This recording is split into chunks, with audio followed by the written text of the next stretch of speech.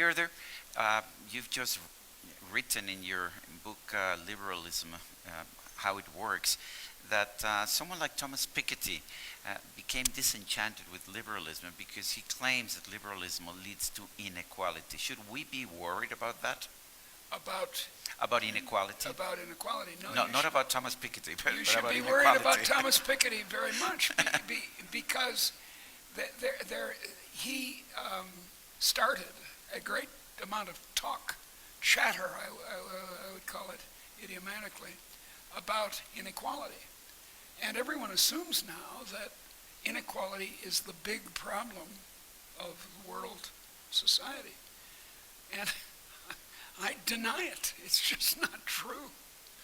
I mean, worldwide, as you understand, dear, inequality, whatever its source, has declined dramatically. Why is that? Because China and India, once the poorest large countries in the world, have started to grow economically. In 1978, China's income per head in modern prices was about $2 a day. So imagine. And now it's about the same as Brazil's. It's about $45 a day. So, and of course, we liberals don't mind inequality if it comes from honest supplying of goods and services that we want. My favorite example these days is Messi. Is that how you pronounce it in Spanish? Yeah. Lionel Messi. We all know who he is. You know who it is. So, he makes a fantastic amount of money, but certainly most of the men here and a few of the women don't mind at all because we're prepared to pay him. And what's the problem? We pay a brain surgeon more than a waiter. And now, as an economist, I'm actually in favor of inheritance taxes and taxes on real, that is, land. Real estate. Yeah, but look, talk matters. I think everyone in this room understands that. And our job is to change the conversation, to get people thinking that to stop people from thinking that it's okay to be envious. Is it okay to be envious then? No, it's not. It is not okay to be envious because it's one of the seven deadly sins we Christians say. In any case, it's obvious that it's a big problem because envy is hopeless. Envy is infinite. I envy you because you're bilingual and trilingual, actually, I mean, how many languages? I don't know. Deirdre, you're both a liberal and a Christian. I am. And some people claim that that's not possible, that if you're a Christian, you have to be in favor of charity, and if you're a liberal, you have to be in favor of the market. How can you be a Christian and a liberal? Well, I'm in favor of charity because, as you know, it's the Latin caritas, which was the translation of the Greek agape, and it's love. It's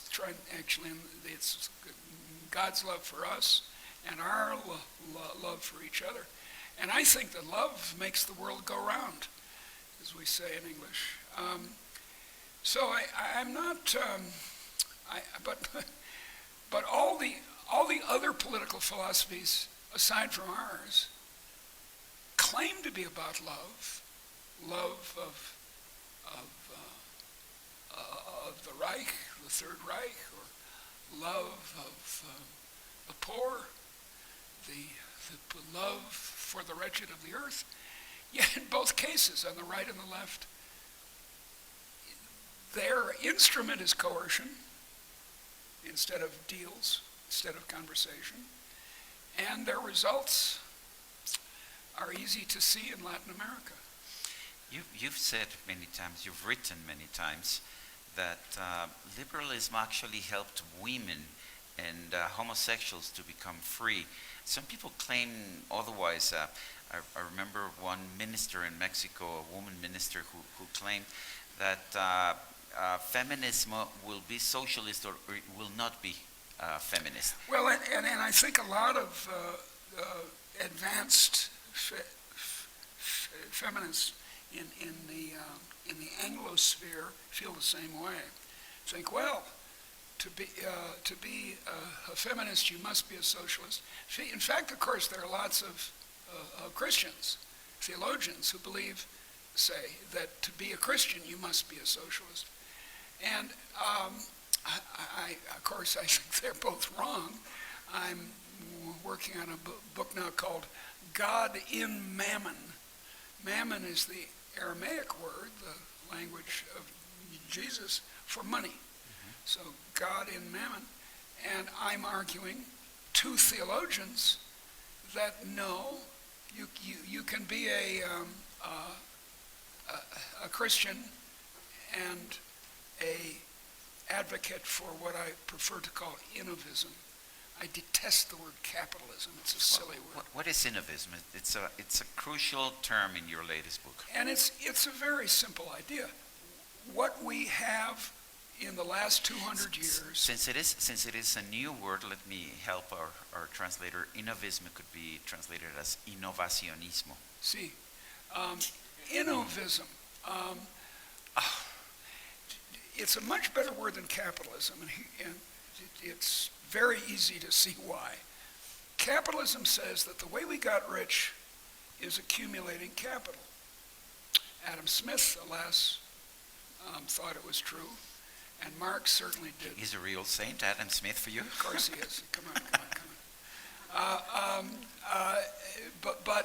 But it was wrong. It was a mistake, as economists have very slowly come to see. What made us rich was innovation, was getting new ideas which came out of free societies. One of the advantages of a free society is that people talk, and try out things, and are able to try things, right? They fail, they try again. And that's what made the modern world, not capital. Now, capital's necessary, but so is labor. So is rainfall. So is the existence of the universe. There are an infinite number of necessary causes for our amazing enrichment. That $2 a day in China to 45, or in Mexico, $2 or $3 a day per head to about $80 or $90 a head now. And so a much better word is innovism. It's this word capitalism has misled everyone. The left, the right, the economists, the non-economists, they all think. My friend, I have a surprising friend, Yanis Varoufakis, the former finance minister of Greece. I'm so cool, I have been on Yanis's motorcycle. That's how cool I am. You haven't been in mine. It's coming, I'm sure. Okay. You were born a man. You decided to become a woman. Yeah. Does it have anything to do with your liberalism? Is Well, it relevant for your liberalism? I think it does, and I've been thinking about this the last few days, because I took a long time to become an active liberal, write books about it, and come to conferences, and we all help each other, encourage each other. I was in Paris about 5 years ago, meeting many of the liberals of France, and we were able to fit into a room half the size of this room. I mean, the idea of a French liberal is almost impossible. But it is true that gender change or change of religion, which was the old one, or allowing women to vote, that's vote and be active in the economy, which is what is so wrong with this feminist idea that innovism is against women. I think that my experience of changing gender and exercising my liberty in a free society made it so clear to me that it really matters. That it's not just, although the matters of policy that all of us, including me, are concerned with. Should we, let's argue against the minimum wage, which is a terrible idea. Let's argue against protectionism, which is a terrible idea. Okay, those are policies, little policies, and we can quarrel with our statist friends, say, look, you got it all wrong. But the big liberty is to be yourself, and to be an adult self. Again, that's what's wrong with a feminism that says that we must be socialists. What do you mean? You mean having been the slave of a husband, we're to move over and be the slave of a state? You've said that liberalism means the right to be an adult. Yes. What do you mean? Well, I suggest that this would be a good way of talking to young people, especially. Adultism is pretty much what liberalism is. Sorry to make up all these newfangled words. ismus, as they say in German. Because the other political philosophies, all of them, treat us as children, slaves or children. And we shouldn't, it's not sufficient to the human spirit that we be slaves or children forever. I said last night, it's a nice rhyme in English, that on the left, they think of the poor, or most of their fellow citizens, as sad.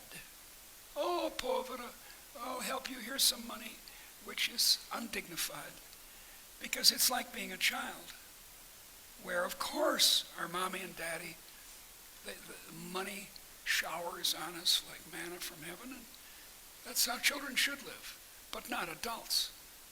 An adult man should take care of his family. An adult woman should take care of her family. Okay, that's the sad. And then on the conservative side, it's the bad. You people, you're bad. We've got it. No, you're terrible. You're dangerous. We got to run you, and we're going to... And it's very bad or sad or bad. I don't like it. Are you concerned about the fact that after the great enrichment that you've written so much about, that we've had, through this free market system over the past 200 years, that we are seeing a turn towards socialism, a turn towards more intervention of the state? Yeah. China, that's become rich through free exchanges, is now toying with the idea of Maoism again. Yeah. We look at countries like Mexico, a lot of countries in Latin America. The left is winning elections, and they're turning the clock back. Are you concerned about that? Yeah, I'm concerned about it, and it's a matter of ideas, of course, because I think ideology is what runs history, and in that respect, I'm still a Marxist in a sense, because of course Marx changed the French word from which ideology comes from, into the modern Marxist meaning, which I think is fine sociology and is correct. Ideas matter. The idea in socialism and statism in general is that the state, or the boss, has a bunch of gold in the back room. I mean a large amount of gold. It's over in there. And the job then of the Scrooge politician, that's right, Scrooge McDuck with his steam shovel picking up the gold. With his swimming pool full of coins. Full of coins and so on. Bills. He's infinitely rich. And that all we need to do is to hand it over to poor people. Now, if that were true, I would be a socialist. if there was gold in the back room, I would, but it's not gold in the back room. The gold, the profit, whatever it is, comes from the very people who believe that there's gold in the back room. They're the ones who buy the stuff, they're the ones who make the stuff. So it's a circular flow, not a flow from heaven to earth. There's this deep, and that's a childish family mentality, which is perfectly honorable and correct in a family or among friends, but is a disaster when applied to a country. I mean, I think of our Argentina again under Juan Perón, this constant promising more and more and more, as though the gold were just going to keep coming out of the back room. If you were to look into the future and say, this is the world that I want to build with my ideas, in a few words, what world would you be convincing us to try to build? Well, the world that everyone in this room wants, which is a room too, but a world of non-slaves, a world where adults are adults, a world as a writer and as a professor, I want people to be educated, but I don't want the state to do it. So, there isn't anything but unusual. The opposite, and that's the danger that we all face, is this famous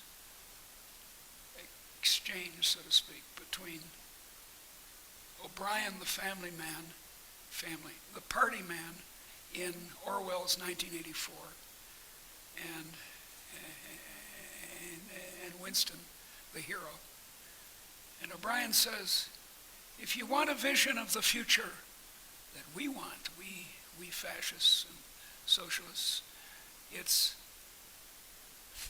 imagine a human face with a boot on it forever. And that's what our friends on the left and right, and our enemies too, are offering. Deirdre, I'll stay with that because it's a very powerful image.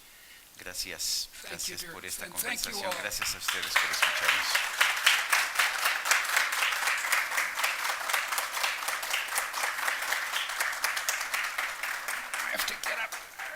Perdón, antes que se nos levanten, si el público tuviera alguna pregunta que le quisiera hacer a Deirdre, por favor. They might make questions, they have to. Oh, they have questions. They have a chance to. Well, to question you, my dear. I have questions too. I'll ask you. I was trying to sort of, because I knew that we were supposed to finish at 10. Sabía que teníamos que terminar a las 10, entonces estaba yo viendo el reloj, pero bueno. I'll be brief. Uncharacteristically, I'll try to be brief. Así que levantar la mano, nuestro equipo de producción muy amablemente les llevará el micrófono.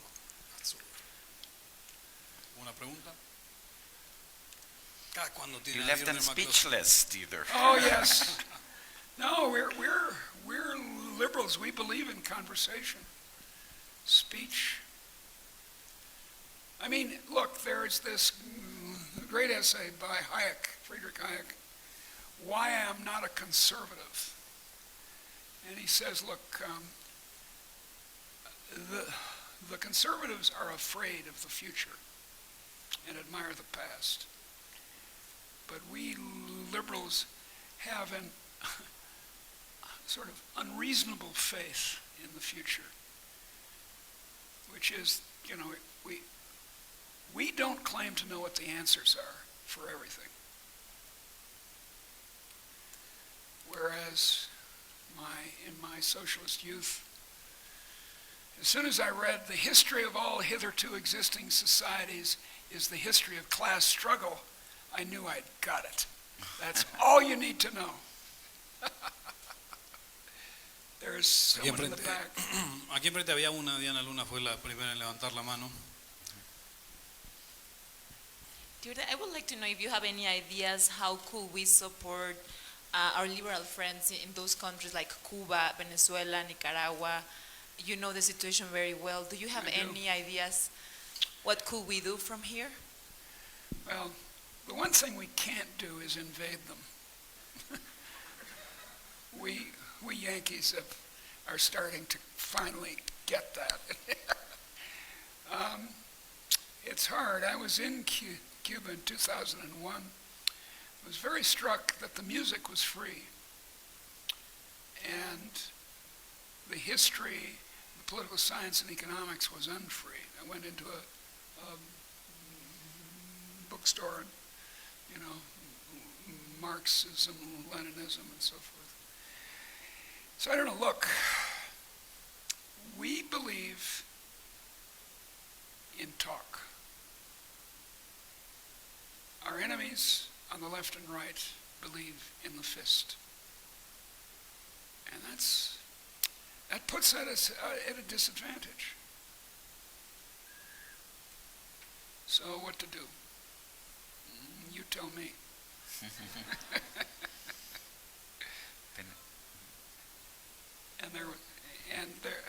And there's someone back there, dear, after you. Sí.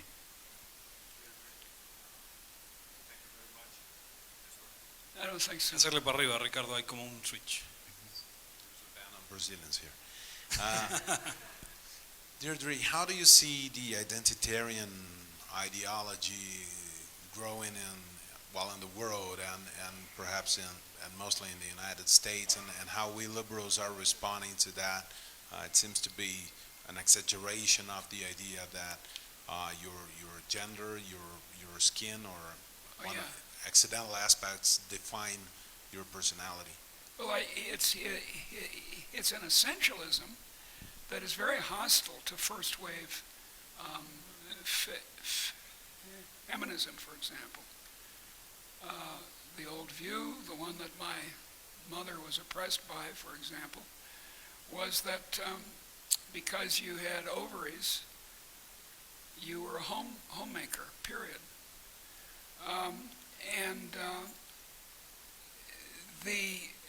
The idea that only born women can speak for women, or only people with black faces can speak for black people, is crazy. And of course, like a lot of crazy ideas, if you carry it a few steps forward, you reach complete insanity, where only you can speak and advocate for yourself, because you're a man, you're this, you're that, you're that, you're that. And finally we get down to the one category that is you. And it makes alliances impossible. I think as some of us here in this room advocate that we should be making alliances like with the Greens in Germany. And the only way to do that is we advocate for their people. There was a young woman in the back of the room right there. Yeah. Go ahead, dear. Speak. Yes, you were just recognized with the Life for Liberty award. What message could you give to people who want to dedicate their lives to liberty? It's going to be hard. Think of Martin Luther King, or any of the great heroes of liberalism. They were often killed and persecuted. It's somewhat like early Christianity. I was just reading this morning St. Paul's first letter to the Corinthians, where he in the second letter too, he goes on and on about how we Christians are being persecuted and being scorned. So that's, I think, the essential point. Look, we should try to understand our conservative and socialist fellow humans and try to love them and try to sweet talk with them. But then in the end, they have the guns. So, go to the firing squad with gladness. I don't think there's any other way. At least historically, there hasn't been any other way. All the signers of the American Declaration of Independence, which started, you may recall, with a slaveholder saying, "All men and women, dear, are created equal." Anyway, all the signers were signing their death warrant if they lost, because treason was treason. Sí, tienes la última pregunta. I would like to ask you to what extent the drive or the new popularity of populism and of authoritarianism has to do with the rapid pace of change. You talk about innovism, and that of course means that the acquisition of knowledge has accelerated over the last 200 years. Economic change is accelerating. China took, I think, a third of the time than it took Britain to double its per capita income. Of course. And that seems to scare a lot of people, and we see that the votes, whether it's for Brexit, whether it's for Trump, come often from rural areas that seem to be left behind. What answer can we give to them? Well, I don't think your economic history is correct. That is, I don't think now is a particularly changeable time. People say it all the time. You see it in the newspapers. But consider your ancestors and mine, who moved from the countryside to the towns to work in the factories. And that's the shocking change. It's an astounding change. Or indeed, the ancestors of almost everyone in this room who came from Europe, making that astounding change. By comparison, a new cell phone is not shocking. So I think there's a tendency to exaggerate how fast change is. Yeah, it's changing, and I don't know how to tweet, but I'm going to learn and so forth. But what can we do? What we cannot do is protect them from the change, because the change enriches poor people. I don't care about the rich people. I don't mind them, and they start foundations and so on. That's a good thing. But I'm concerned about poor people worldwide, and it's only through change. The largest migration in human history happened in China in the 1990s and early 2000s. 200,000 people moved from the interior of China to the East Coast to work. Look, under socialism, if you wanted progress, the same change would happen. This is the insight of the great socialism calculation debate in the 1920s and 30s, von Mises against the socialists. He pointed out, and he was correct, that if you want a successful economy with central planning, the central planners have to do exactly what a good market would do. So we can't go on, if we want to go on being poor forever, and those poor people staying poor, then we protect, we give subsidies, and it's not a good plan. There are things we can do. What can we do? I don't know.